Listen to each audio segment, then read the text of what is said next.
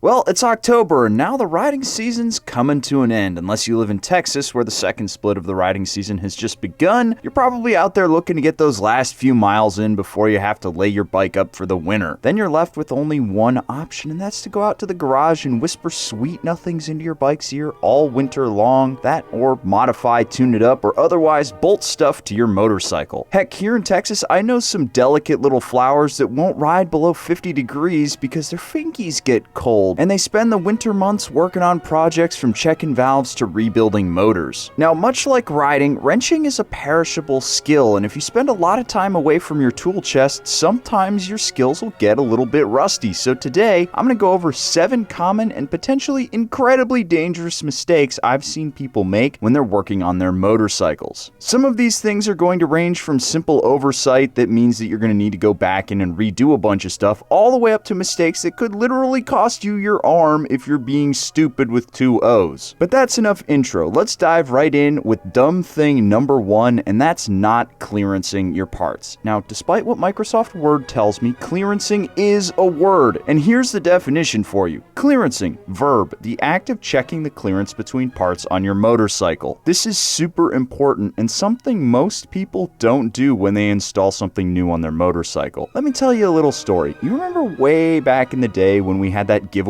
Triumph Street Triple R? Yeah, I know, it is a long time, but stick with me. Remember when we installed that full Leo Vinci exhaust system on it? Well, when we installed that exhaust, we didn't check the clearance between the rear brake pedal and the new resonator can that sat just beneath it. We just bolted the new exhaust up, happy as a clam. Then when we took it out for a test ride, we realized the rear brake wouldn't actually engage because the pedal was blocked by the can. That meant that we were riding around on a 120-ish horsepower sport naked bike with no rear brake, and I know some lazy squids out there might only use their front brake, but this is obviously really bad. Other things you need to check for clearance on are hoses, making sure they're not running up against something hot like an exhaust pipe. That's actually how Yammie had a spectacular whoopsie-daisy on track, because one of his coolant hoses was rubbing up against his exhaust pipe and it melted mid-session. A careful eye when you're installing stuff can make a huge difference on the back end, because it can keep you from having stuff exploding mid-ride, which is obviously bad. But on the less pyrotechnic side of things, you need to make sure that modifications to your handlebars leave enough room for your bike to go from lock to lock, or to make sure that your clutch cable and throttle cable's free play doesn't change as you turn. This is really common on cruisers where people install bar risers. You might get on one and notice that your idle rises just a little bit when you move the handlebars. Yeah,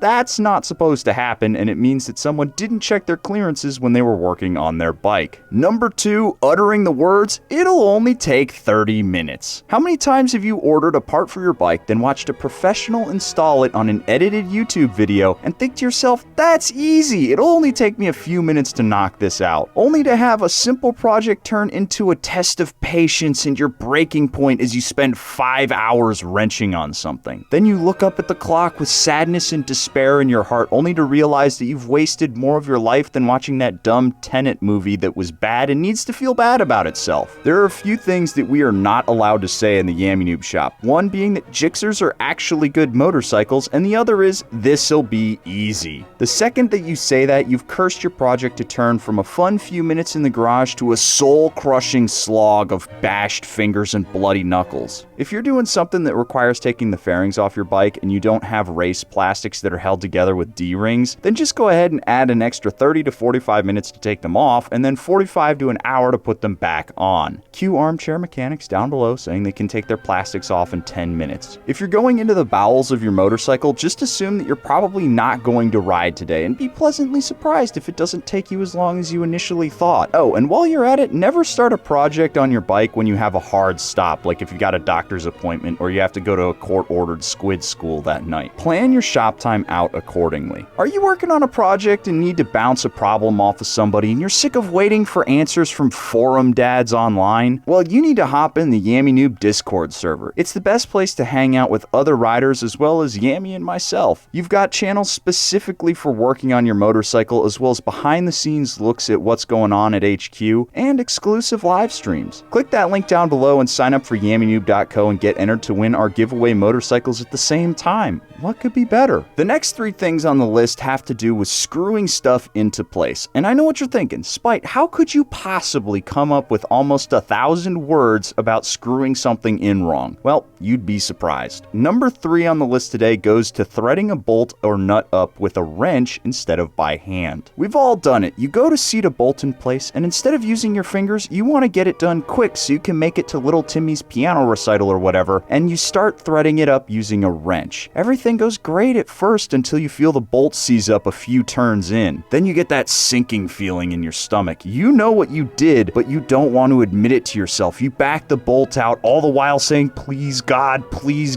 but it's too late. You start that bolt over and it seizes up in the exact same place. Yup, you done borked it real good, buddy. Let's hope that wasn't something important. Starting a bolt or nut with a tool is a great way to accidentally cross-thread whatever you're working on. Always start a bolt or nut with your fingers, because whether you're Andre the Giant or Danny DeVito, you do not have the finger strength to force a bolt to cross-thread. With a wrench, you might just think you've got a little grit in the threads and plow right through, only to have that lovely feeling of a bolt getting tighter and tighter and then suddenly getting really, really loose. Number 4, good and tight is good and wrong. Yeah, that's right, I said it. When you're tightening something on your motorcycle and you've already got the bolt seated, don't just use that old calibrated elbow and give up when you think it's tightened down enough. Bust out ye olde service manual and actually find the torque spec that you need. The first reason you want to do this is obvious. You don't want to under-torque something like, say, your front sprocket nut and have that come off mid-ride, or perhaps one of your axle nuts or your handlebar mounts. Basically, if a part is not meant to move, you really need to take it to torque. The second is a little less obvious, but you don't want to over-torque something and bust the threads. Yeah, on parts that are steel to steel like frame bolts, it's sort of hard to over-torque something to the breaking point. But some parts of your bike are meant to expand and shrink as they warm, like the inside of your engine. I guarantee you that your engine case bolts are a lower torque figure than you think they are, and if you have a steel bolt going into an aluminum case, even if you don't bust the threads when you're tightening it down, you might be riding along and have that bolt expand just a little bit slower than the case and pull the threads out mid-ride. Your service manual has torque figures for a reason. Just use them, and again, no calibrated elbows. Get your lazy self in the car and go buy a torque wrench. One in foot-pounds and one in inch-pounds.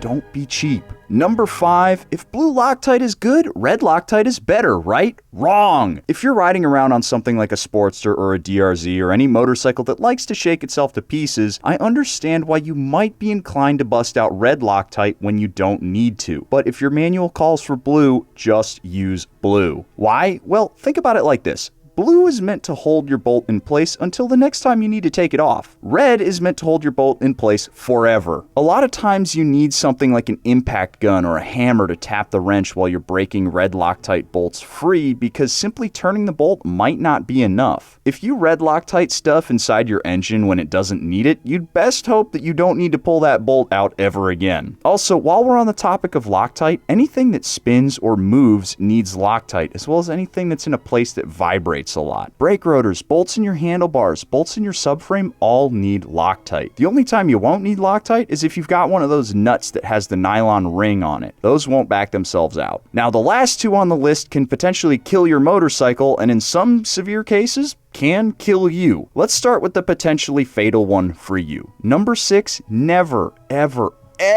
clean your motorcycle's chain with the bike in gear. I know why you might think this is a good idea. You've already got the bike up on a rear stand. Why not pop it in gear and let the bike idle, spinning the chain so you don't have to do it by hand? That would make cleaning it super easy, right? Yeah, actually it does. It's true. It makes it a lot faster. But what happens if your hand gets caught in the rag and gets pulled between your chain and sprocket? I'll tell you, if you're lucky, you lose your fingers. If you're unlucky, you lose a lot more than that. I've personally seen the aftermath of a rider who's cleaned his chain with the bike running and in gear, and it's really nasty. He was lucky enough to get his fingers reattached because it was a clean break, but you might not be so lucky. Seriously guys, do not put any part of yourself near an uncovered motorcycle chain. If you've got your front sprocket cover off, put it back on, and never ever clean the chain with the bike in gear. Number 7, running the bike on a rear stand period. Now, I know there's people out there who might pop their bike into neutral, turn it on, and run it on a rear stand to warm it up. Track bikes without kickstands come to mind. But you never see those people putting their bikes in gear and revving it while the rear tire's in the air. I've seen videos of dinguses who were installing aftermarket gear position indicators that they need to program, and instead of doing it on the road, they do it with the bike on a rear stand. This is an absolute smooth brain thinking right here. First of all, what happens if the bike jumps off the stand? Well, that rear tire is going to hit the ground and the bike's going to shoot forward into whatever's in front of it. Sometimes that's nothing, sometimes that's you, and sometimes it's your stuff. Secondly, spinning up your rear tire without any resistance can have some negative effects on your engine. A tire is meant to be pushed against the ground and not the air. Think about it like spinning an angle grinder against something versus just revving it in the air. You'll hear a completely different sound as it spins. I'm not going to say it's going to cause instant death to your engine, but it's certainly not good for it. Fact, despite producing 95% of the world's bourbon supply,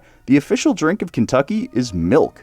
Goodbye. Well, my little squid, you've made it to the end of yet another Yammie Noob video. Thank you so much for watching. Just for you, got a little treat for you right over here. Brand new video for you. You can watch it, check it out. There's probably some squidding, some street riding, maybe some track riding. Maybe I'm binning my Ducati off-road. Who knows what's going on in that video? You should probably click on it and find out.